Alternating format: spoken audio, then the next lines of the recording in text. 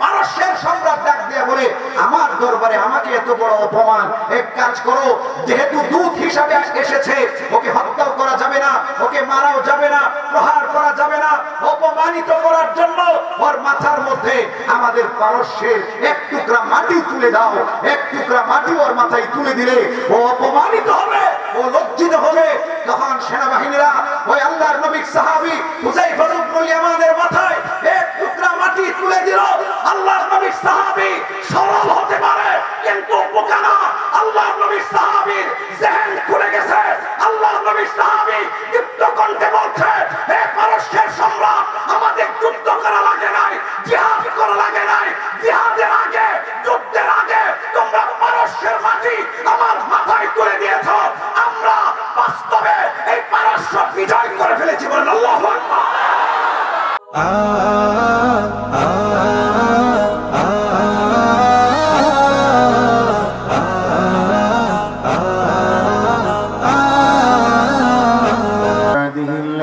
اصطفى أما بعد فقد قال الله تبارك وتعالى في كلامه المجيد وفي فرقانه الحميد. أعوذ بالله من الشيطان الرجيم. بسم الله الرحمن الرحيم.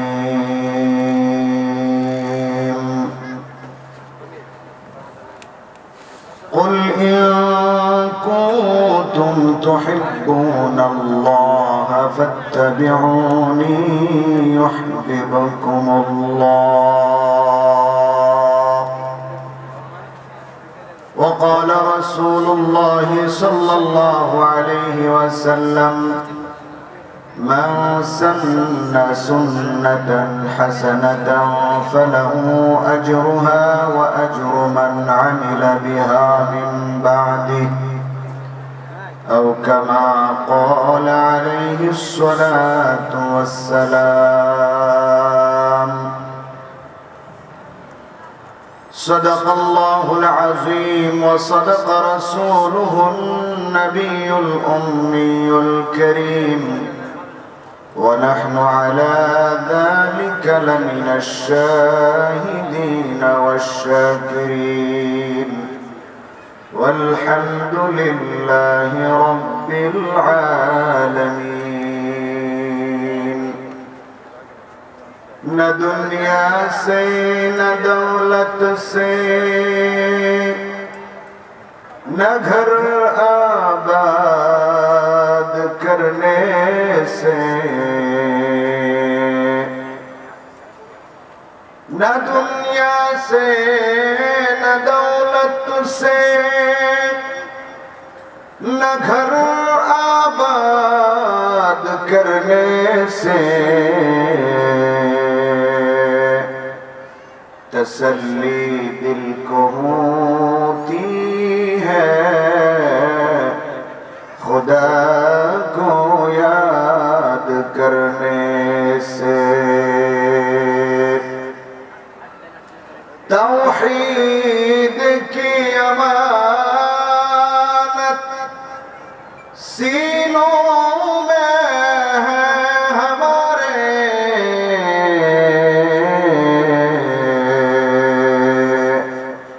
आसान नहीं मिटाना नाम निशान हमारा. اللهم صل على سيدنا ومولانا محمد وعلى آله وأصحابه وبارك وسلم. أستغفر الله ربي من كل ذنب وأتوب إليه. لا حول ولا قوة إلا بالله العلي العظيم. سبحانك لا علم لنا إلا ما علمتنا إنك أنت العليم الحكيم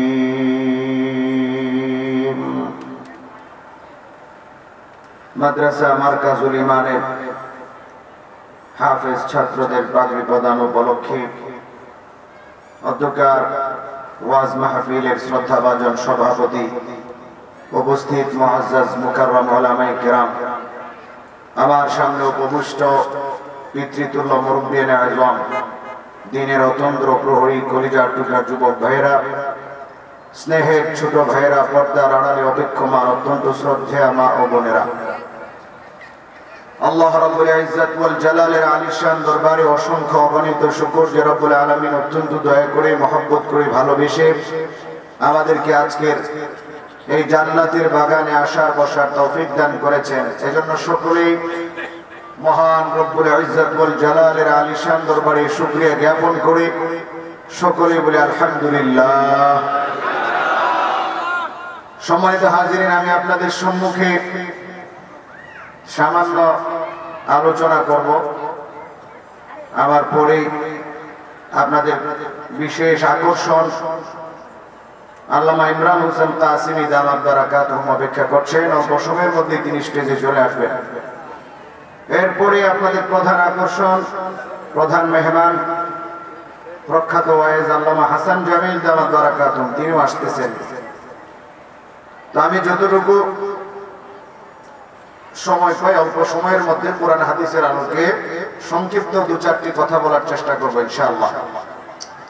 আমি যে আয়াতে কারিমা তিলাওয়াত করেছি, যে হাদিস পড়েছি, এখানে নবী আলাইহিস সালাতু ওয়াস সালামকে ভালোবাসা এবং নবী আলাইহিস সালাতু ওয়াস সালামের আদর্শকে আঁকড়ে ধরার কথা বলা হয়েছে।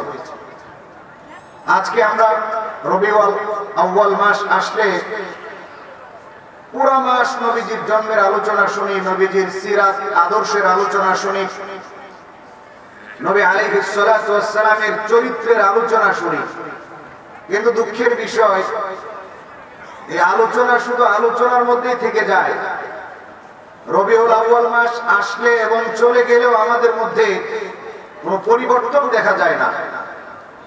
যে বিশ্ব নবী আলাইহিস সালাতু ওয়াস সালামের চরিত্রে আলোচনা শুনলাম, মহব্বতের সাথে আলোচনা করলাম, সেই নবী আলাইহিস সালাতু ওয়াস সালামের রঙে, আদর্শে আমরা আদর্শিত হচ্ছি না, তাহলে আলোচনা করে ফায়দা কোথায়?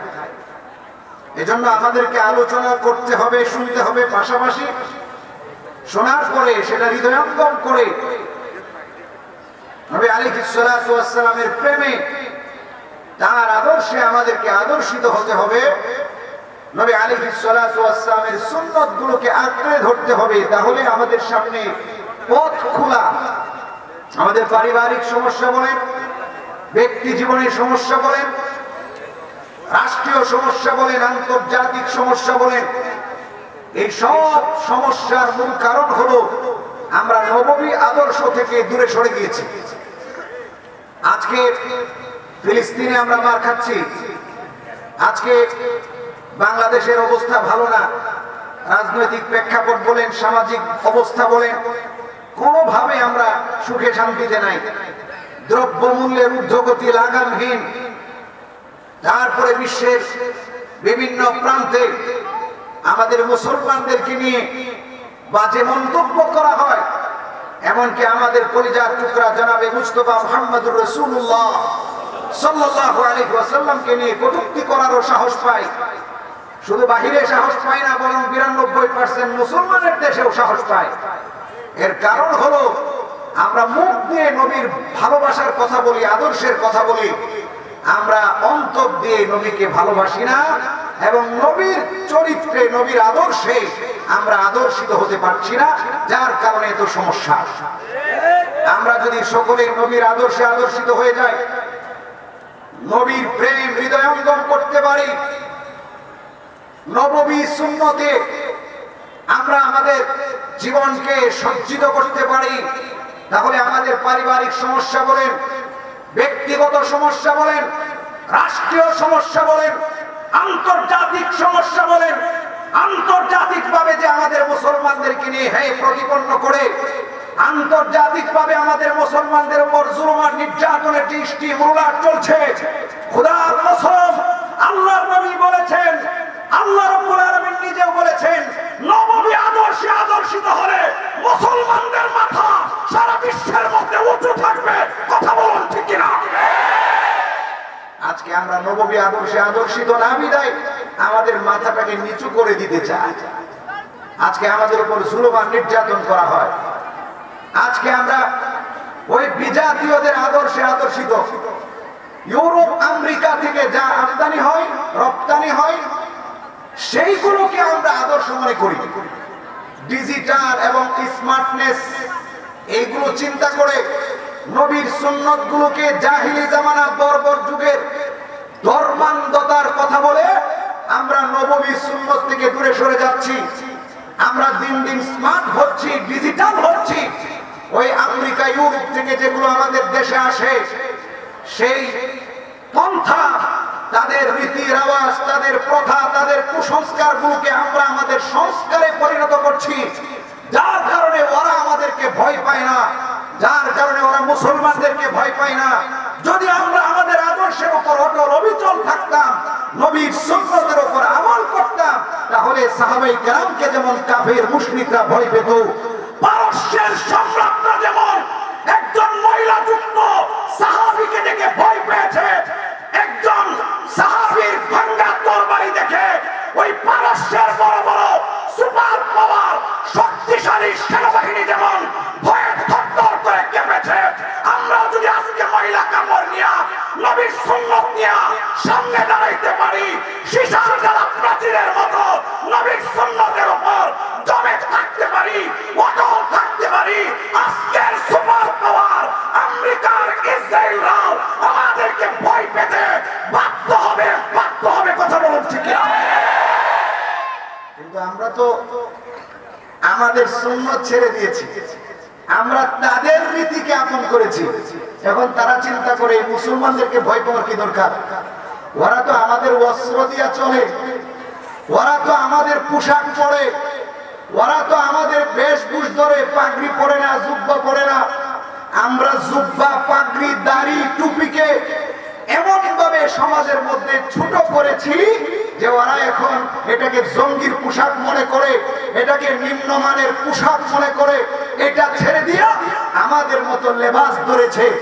সুতরাং ওদেরকে ভয় পাওয়ার প্রশ্নই আসে না, এই জন্য ওরা ভয় পায় না। কথা বলুন ঠিক কিনা? হযরত উমরে ফারুক রাদিয়াল্লাহু তাআলা আনহুর জামানায় যখন পারস্যের সম্রাটের সাথে যুদ্ধ হবে, নবী আলাইহিস সালাতু ওয়াস সালামের করা ভবিষ্যৎবাণী অনুযায়ী পারস্য সম্রাটের সাথে মুসলমানদের যুদ্ধ হবে। সেই যুদ্ধে মুসলমানরা বিজয় লাভ করবে। মাদাইনের বড় বড় শহরগুলো, বড় বড় বিল্ডিং গুলো, মজবুত প্রাসাদগুলো নবীজির জন্মের দিনে কেঁপে উঠেছিল এবং ফাটল ধরেছিল।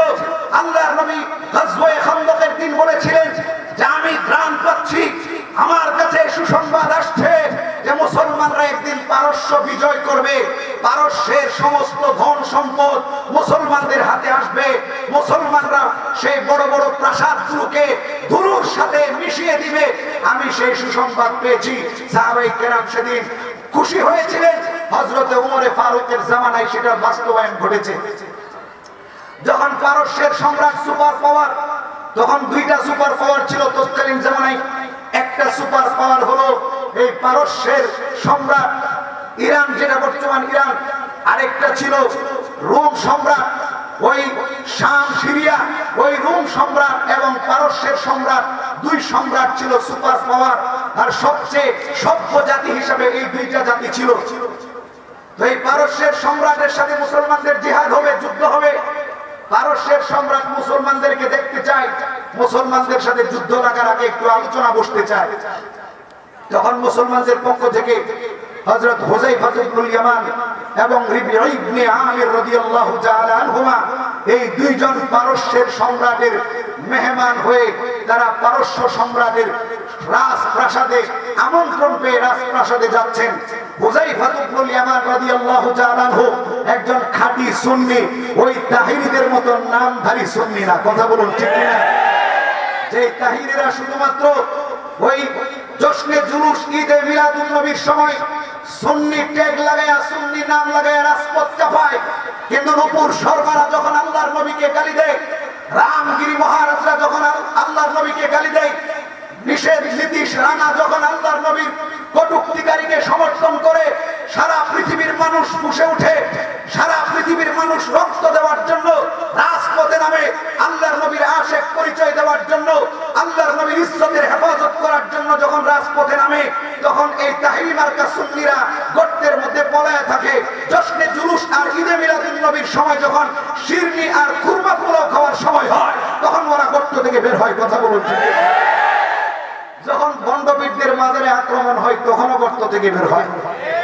নিজেদের আস্তানা ঠিক রাখার জন্য, নিজেদের ধান্দার জায়গাগুলো ঠিক রাখার জন্য ঠিকই রাজপথে বের হয় কাফনের কাপড় পইরা, কিন্তু আল্লাহর নবীর ইজ্জতের হেফাজত করার জন্য কোনোদিন কাফনের কাপড় পরতে দেখি নাই। হযরত হুযায়ফা ইবনুল ইয়ামান, তিনি তো আর আমাদের মতো নামদারি সুন্নি ছিলেন না, আমাদের মতো নামদারি আশেক ছিলেন না। হযরত হুযায়ফা ইবনুল ইয়ামান এবং রিবঈ ইবনে আমির রাদিয়াল্লাহু তাআলা আনহুমা দুইজন রাজপ্রাসাদে ঢুকবেন, সিকিউরিটিরা আটকায় দিছে। তোমরা কারা? কাপড়ের মধ্যে ময়লা, তরবারি একটা নিয়ে আসছো, তরবারির সামনা ভাঙ্গা, তরবারির আগের অংশ সামনের অংশ ভাঙ্গা, ওইটা আবার ময়লা কাপড় দিয়ে পেঁচায় রাখছো, তোমরা কারা? এই অবস্থায় তোমাদেরকে রাজপ্রাসাদে, এই এত বড় রাজপ্রাসাদে তোমাদেরকে ঢুকতে দেওয়া হবে না। মুসলমানদেরকে হাই প্রতিপন্ন করেছে সুন্নি মুসলমান রিবঈ ইবনে আমির ডাক দিয়ে বলে, এই পারস্যের সেনাবাহিনী শোনো, আমার তরবারি ভাঙ্গা হতে পারে, তবে একটা কথা শুনে রাখো, আমরা যে তরবারি চালাই, এই তরবারির শক্তি দিয়ে আমরা হাত চালাই না, বরং আমাদের বাজু তথা হাতের শক্তি দিয়ে তরবারি চালাই। সাউন্ড একটু বাড়াই দিতে হবে। তোমরা তো তরবারির জোরে, তরবারির শক্তি দিয়ে তোমরা যুদ্ধ করো, কিন্তু আমরা তো তরবারির পাওয়ার দিয়ে যুদ্ধ করি না, আমরা তো আমাদের হাতের শক্তি দিয়ে যুদ্ধ করে। আরবিতে বলা হয় আস-সাইফু বিস-সাইদি, আস-সাইদু বিস-সাইফি, আস-সাইফু বিস-সাইদি, লাস-সাইদু বিস-সাইফি। হাতের জোরে তরবারি, তরবারির জোরে হাত না। হে রোমের সম্রাটরা, হে রোমের সেনাবাহিনীরা, তোমরা আমার তরবারিকে অপমান করেছো, আমার ভাঙ্গা তরবারি দেখে তোমরা ঠাট্টা মশকারি করছো। আমি তোমাদেরকে আহ্বান করছি, তোমাদের সবচাইতে মজবুত একটা ঢাল আমার সামনে নিয়ে আসো, সবচাইতে শক্তিশালী সেনাবাহিনী, সৈন্যবাহিনী আমার সামনে চলে আসো, সবচাইতে শক্তিশালী ব্যক্তিটা আমার সামনে এসে সবচাইতে মজবুত ঢাল নিয়ে আমার সামনে দাঁড়াও, দেখি আমার ভাঙ্গা তরবারির শক্তি বেশি নাকি তোমাদের পারস্যের সবচাইতে শক্তিশালী ঢালের শক্তি বেশি। আল্লাহর নবীর সাহাবী রিবঈ ইবনে আমির রাদিয়াল্লাহু তাআলা আনহু সত্যিকারের সুন্নি। ওই কাফের পারস্যের সেনাবাহিনী যখন মজবুত ঢাল নিয়ে আল্লাহর নবীর সাহাবীর সামনে দাঁড়ায় গেল, আল্লাহর নবীর সাহাবী ভাঙ্গা তরবারিটা বের করে আল্লাহু আকবার বলে বিসমিল্লাহ বলে এমন জোরে আঘাত করলেন, ভাঙ্গা তরবারি দিয়ে পারস্যের শক্তিশালী মজবুত ওই ঢালের উপর আঘাত করতে দেরি, আল্লাহর হুকুমে শক্তিশালী ঢালটা ভেঙ্গে দু টুকরা হতে দেরি হয় নাই। বলুন আল্লাহু আকবার। ময়লা কাপড় দেখে ঠাট্টা করেছিল, ভাঙ্গা তরবারি দেখে ঠাট্টা করেছিল। এবার যখন দেখলো ভাঙ্গা তরবারি দিয়েও যুদ্ধ জয়লাভ করা যায়, শরীরের কাপড় ময়লা থাকলে অসুবিধা নাই, ভিতরে মাল থাকতে হবে, ঈমান মজবুত থাকতে হবে। এবার রোমের সেনাবাহিনী, পারস্যের সেনাবাহিনীরা ভয় পেয়ে গেল, পারস্যের সেনাবাহিনীরা সিকিউরিটিরা রাস্তা ছেড়ে দিল। আল্লাহর নবীর দুইজন সাহাবী তারা ওই পারস্যের সম্রাটের রাজপ্রাসাদের ভিতরে ঢুকে গেলেন, দস্তরখান হাজির, খাবারের জন্য তারা বসে গেলেন, খাবার গ্রহণ করবেন। আল্লাহর নবীর সাহাবী হযরতে হুযায়ফা ইবনুল ইয়ামান রাদিয়াল্লাহু তাআলা খাবার গ্রহণ করছেন। এবার খাবারের মাঝখানে এক টুকরা খাবার জমিনে পড়ে যায়, মাটিতে পড়ে যায়। আল্লাহর নবীর সাহাবীদের সুন্নতের উপর পাবন কেমন ছিল, তারা সুন্নতকে কেমন গুরুত্ব দিতেন। খাবার পড়ে গেলে আমরা তো উঠাইতে চাই না। ভালো দস্তরখানার মধ্যে যদি খাবার পড়ে যায় আমরা উঠাই না। মানুষ তাকায় থাকবে, মানুষ আমাদেরকে নিয়ে হাসাহাসি করবে। ভিআইপি হোটেল রেস্টুরেন্টে গেলে খাবার পড়ে গেলে উঠানো যাবে না। মানুষ ছোট লোক বলবে, মানুষ নিম্ন শ্রেণীর বলবে, মানুষ ঠাট্টা নমস্কারী করবে। কিন্তু আল্লাহর নবীর সাহাবী হুযায়ফা ইবনুল ইয়ামান রাদিয়াল্লাহু তাআলা আনহু যখন খাবারের টুকরাটা জমিনে পড়ে গেছে, আল্লাহর নবীর সাহাবী ওই খাবারটা উঠাইতে যাবেন, আরেকজন কনুই দিয়ে আঘাত করে আল্লাহর নবীর সাহাবী সত্যিকারের সুন্নি সাহাবীকে ডাক দিয়ে বলে, হে ভাই, এই খাবার আপনি এই পারস্যের রাজ দরবারে উঠাইতে যাবেন না। যদি খাবার উঠাইতে যান, এখানে ভিআইপি মেহমান আছে, বিভিন্ন দেশের বড় বড় গেস্ট আছে, আপনি খাবার উঠাইতে গেলে তারা আপনাকে দেখে হাসাহাসি করবে, মুসলমানদেরকে নিয়ে মজা করবে, মুসলমানদেরকে নিয়ে ঠাট্টা মস্করা করবে। এই খাবার আপনি উঠাইতে যাবেন না। আল্লাহর নবীর সাহাবী হুযায়ফা ইবনুল ইয়ামান সেদিন দীর্ঘ কণ্ঠে বলেছিলেন, আতরুকু সুন্নাতা রাসূলিল্লাহি সাল্লাল্লাহু আলাইহি ওয়াসাল্লাম লিহাউলাইল হুমাকা। এই তুমি কি আমাকে আল্লাহর নবীর সুন্নাত ছেড়ে দিতে বলছো? এই সমস্ত কয়েকটা নির্বোধ আর বোকাদের কারণে আমি কি আল্লাহর নবীর সুন্নাতটাকে ছেড়ে দিব? না না, আল্লাহর নবীর সুন্নাত আমি ছাড়তে পারি না। এরা তো সবাই বোকা। পারস্যের সম্রাটের রাজ দরবারে যতগুলো কাফের মুশরিক ভিআইপি মেহমান আছে, ভিআইপি গেস্ট আছে, এরা তো বোকা, এরা তো নির্বোধ। এরা আল্লাহর নবীর সুন্নাত সম্পর্কে জানে না। সুন্নতের মধ্যে কত পাওয়ার আছে এটা জানে না।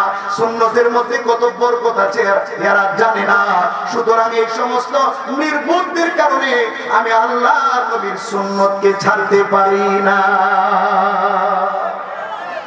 হুযায়ফা ইবনুল ইয়ামান রাদিয়াল্লাহু তাআলা আনহু খাবার গ্রহণ করলেন, সুন্নত অনুযায়ী লুকমা উঠাইলেন। আমরা লুকমা করলে উঠাইতে চাই না, অথচ উঠায়া পরিষ্কার করে ময়লা ফেলে দিয়ে আল্লাহর নবী বলেছেন, তোমার লুকমা পড়ে গেলে সেটাকে উঠাও, তার মধ্যে যে ময়লা আছে সেটাকে তুমি ফেলে দাও, ধুয়ে পরিষ্কার করে আল্লাহর নিয়ামতটাকে তুমি ভক্ষণ করো। এটার মধ্যে তোমার বরকত রয়েছে, সুন্নতের মধ্যে তোমার বরকত রয়েছে। আল্লাহর নবীর সাহাবীরা এই সুন্নতের উপর আমল করার কারণে পারস্যের সম্রাট ডাক দিয়ে বলে, আমার দরবারে আমাকে এত বড় অপমান, এক কাজ করো, যেহেতু দূত হিসাবে এসেছে, ওকে হত্যা করা যাবে না, ওকে মারাও যাবে না, প্রহার করা যাবে না, অপমানিত করার জন্য ওর মাথার মধ্যে আমাদের পারস্যের এক টুকরা মাটি তুলে দাও। এক টুকরা মাটি ওর মাথায় তুলে দিলে ও অপমানিত হবে, ও লজ্জিত হবে। তখন সেনাবাহিনীরা ওই আল্লাহর নবীর সাহাবী হুযায়ফা ইবনুল ইয়ামানের মাথায় এক টুকরা মাটি তুলে দিল। আল্লাহর নবীর সাহাবী সরল হতে পারে কিন্তু বোকা না। আল্লাহর নবীর সাহাবীর জেহেন খুলে গেছে। আল্লাহর নবীর সাহাবী দীপ্ত কণ্ঠে বলছে, হে পারস্যের সম্রাট, আমাদের যুদ্ধ করা লাগে নাই, জিহাদ করা লাগে নাই। জিহাদের আগে, যুদ্ধের আগে তোমরা পারস্যের মাটি আমার মাথায় তুলে দিয়েছো। আমরা বাস্তবে এই পারস্য বিজয় করে ফেলেছি। বলেন আল্লাহু আকবার।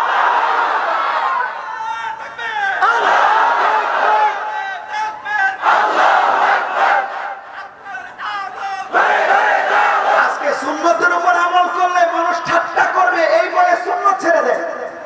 অথচ আল্লাহ যে মহব্বত করবে, রাসূল ভালোবাসবে, এটা চিন্তা করে না। কথা বলেন ঠিক কিনা? এই জন্যই তো এত দুর্দশা। আল্লাহ রাব্বুল আলামিন ডাক দিয়ে বলেন, قُلْ إِن كُنتُمْ تُحِبُّونَ اللَّهَ فَاتَّبِعُونِي يُحْبِبْكُمُ اللَّهُ وَيَغْفِرْ لَكُمْ ذُنُوبَكُمْ। আল্লাহ রাব্বুল আলামিন বলেন, হে আমার দোস্ত মুহাম্মদ, আপনার উম্মতদেরকে জানায় দেন, আপনার সাহাবীদেরকে জানায় দেন, আমার বান্দা বান্দীদেরকে জানায় দেন, তোমরা যদি আমি আল্লাহর ভালোবাসা পেতে চাও তাহলে রাসূলুল্লাহ মুহাম্মদুর রাসূলুল্লাহ সাল্লাল্লাহু আলাইহি ওয়াসাল্লামের আদর্শে আদর্শিত হয়ে যাও। আল্লাহর নবীর সুন্নতকে আঁকড়ে ধরো, মুহাম্মদ আরবির সুন্নতকে আঁকড়ে ধরো। তোমরা আল্লাহকে কি ভালোবাসবে? তোমরা তো আল্লাহকে ভালোবাসার মতো যোগ্যতা নাই। তোমাদের ভালোবাসায় আল্লাহ তাআলার কিছু যায় আসে না। তোমরা ভালোবাসলে আল্লাহর সম্মান বাড়বে না, তোমরা ভালো না বাসলে আল্লাহর সম্মান কমে যাবে না। সুতরাং তোমরা যদি আল্লাহর পয়গম্বরের অনুসরণ করো, তার সুন্নতগুলোকে আঁকড়ে ধরো, তাহলে আল্লাহ রাব্বুল আলামিন নিজে তোমাদেরকে ভালোবাসবেন। বলুন না সুবহানাল্লাহ। আল্লাহ তাআলা শুধু ভালোবাসবেন তা নয়, আল্লাহ রাব্বুল আলামিন বলেন আমি আল্লাহ তাদেরকে ভালোবাসবো এবং তাদের গুনাহগুলোকে ক্ষমা করে তাদেরকে maaf করে দিব। বলুন না সুবহানাল্লাহ। আজকের মুসলমান আমরা সুন্নতের উপর আমল করতে চাই না। আজকে বিজাতীয়দের কুসংস্কারকে আমাদের সভ্যতা, আমাদের সংস্কৃতি বানায় নিছে। এই জন্য পরিবারের শান্তি নাই, ঘরের মধ্যে শান্তি নাই। ব্যক্তি জীবনে সুন্নতের উপর আমল করে না, অথচ আল্লাহর নবীর কতগুলো সুন্নত সহজে আমল করা যায়, সহজে আল্লাহর নবীর সুন্নতের উপর চলা যায়। আল্লাহর নবী বলেছেন যে ব্যক্তিটা আমার একটা সুন্নতকে আঁকড়ে ধরলো, আমার একটা সুন্নতকে জিন্দা করলো, যে সুন্নতটা মরে গেছে, ফালাহু মিআতু আজরি শাহীদিন। আমি আল্লাহর নবী ঘোষণা দিচ্ছি, আমি রাসূলুল্লাহ ঘোষণা দিচ্ছি, যেই বান্দাটা, আল্লাহর যেই বান্দিটা আমার একটা সুন্নতকে জিন্দা করলো এবং এই সুন্নতের উপর আমল করলো, আল্লাহ রাব্বুল আলামিন তার আমলনামায় 100 শহীদের সওয়াব লিখে দিবেন। আল্লাহর নবী আরো বলেন মান সান্না সুন্নাতান হাসানাতান ফালাহু আজরুহা ওয়া আজরু মান আমিলা বিহা। যে ব্যক্তিটা একটা সুন্নতের প্রথা চালু করলো, একটা সুন্নতকে জিন্দা করলো, একটা সুন্নত সমাজের মধ্যে চালু করলো, একটা সুন্নত পরিবারের মধ্যে চালু করলো, যে সুন্নতটা চালু ছিল না, আল্লাহর নবী ডাক দিয়ে বলেন এই সুন্নত চালু করার কারণে তার আমলনামায় আল্লাহ সওয়াব দিবেন। সে আবিষ্কার করার কারণে, তার পরবর্তীতে আবিষ্কার দেখার পরে, আবিষ্কার করার পরে পরবর্তীতে যারা আমল করবে সমস্ত আমলকারীদের সওয়াব আল্লাহ তাআলা তার আমলনামায় দিয়ে দিবে। এই জন্য মুসলমান ভাইয়েরা আমার, মুরব্বী বাবারা আমার, পর্দার অন্তরালের মা বোনেরা, আল্লাহর নবীর সুন্নতের ব্যাপারে অবহেলা করা যাবে না। আপনি খাইতে বসছেন, আল্লাহর নবীর সুন্নতের উপর আমল করেন। খাইতে বসলে কতগুলো সুন্নত সহজে আমল করা যায়। 1 নাম্বার সুন্নত হলো আপনি মাথায় টুপি দিয়ে খাবেন। আরেকটা সুন্নত হলো আপনি দোয়া পড়বেন, সহজেই দোয়া পড়া যায়। খাবার আপনি ডান হাতে খাবেন, ডান দিক থেকে খাবেন। এরপরে আরো অনেক সুন্নত আছে। খাবার শেষ, আপনি খাবার শেষের দোয়া পড়বেন। এখানে কয়েকটা সুন্নত আদায় হয়ে গেল। মসজিদে নামাজ পড়তে যাই, খেয়াল করি না সুন্নতের, অথচ মসজিদে প্রবেশ করার সময় 5টি সুন্নত আমরা জিন্দা করতে পারি। আল্লাহর নবীর শানে দুরূদ পাঠ করলাম, বিসমিল্লাহ বললাম, ডান পা দিয়ে প্রবেশ করলাম, মসজিদে ঢোকার দোয়া পড়লাম, এরপরে ইতিকাফের নিয়ত করলাম। মসজিদে প্রবেশ করার সাথে সাথে আমার 5টা সুন্নতের উপর আমল হয়ে গেছে, কোনো কষ্ট হয় না। এরপরে বাথরুমে যাব, দোয়া পড়ব, বাম পা দিয়ে প্রবেশ করব, মাথার মধ্যে একটা টুপি রাখবো, টুপি না থাকলে গামছা দেয়া হইলেও মাথাটা ঢাইকে যাব। এখানেও কতগুলো সুন্নাত আমল হয়ে গেল। বাথরুম থেকে বের হওয়ার সময় ডান পা দিয়ে বের হব, তারপরে দোয়া পড়ব, এখানেও কতগুলো সুন্নত। ঘুমাইতে যাব, ঘুমের দোয়া পড়ব, ডান কাঁধে শুয়ে পড়ব, এখানেও সুন্নত। এইভাবে যদি একটা মুসলমান 24টা ঘন্টা আল্লাহর নবীর সুন্নতের উপর আমল করতে পারে, আল্লাহ রাব্বুল আলামিন ওই বান্দার ঘুমটাকেও ইবাদত বানায়া দিবেন, ওই বান্দার খাওয়াটাকেও ইবাদত বানায়া দিবেন, ওই বান্দার রাস্তা দিয়ে চলাটাকেও ইবাদত বানায়া দিবেন। ওই বান্দা ক্ষেতের মধ্যে কাজ করতেছে, আল্লাহ রাব্বুল আলামিন এই কাজটাকেও ইবাদত বানায়া দিবেন। শুধু তা নয়, সুন্নতের উপর আমল করার কারণে যেটার মধ্যে হাত দিবে, যত বৈধ কাজের মধ্যে হাত দিবে, ব্যবসার মধ্যে হাত দিবে, খেতি বাড়ির মধ্যে হাত দিবে, চাকরির মধ্যে হাত দিবে, আল্লাহ রাব্বুল আলামিন সফলতা দিয়ে দিবেন। আজকে সফলতা নাই, এর কারণ হলো আমাদের জীবনে সুন্নাত নাই। কথা বলুন ঠিক কিনা? সুন্নাতটাকে অপমান মনে করি, সুন্নাতটা মনে হয় মাজলুম হয়ে গেছে। সুন্নাতের উপর আমল করলে মানুষ জুলুম করে, সুন্নতের উপর আমল করলে চাকরি দেয় না। আজকে অনেক জায়গায় আছে পর্দা করলে চাকরি দেয় না। কথা বলুন ঠিক কিনা? দাড়ি রাখলে চাকরি দেয় না, এমনও আছে। কথা বলুন ঠিক কিনা? পুলিশ অফিসার দাড়ি রাখার কারণে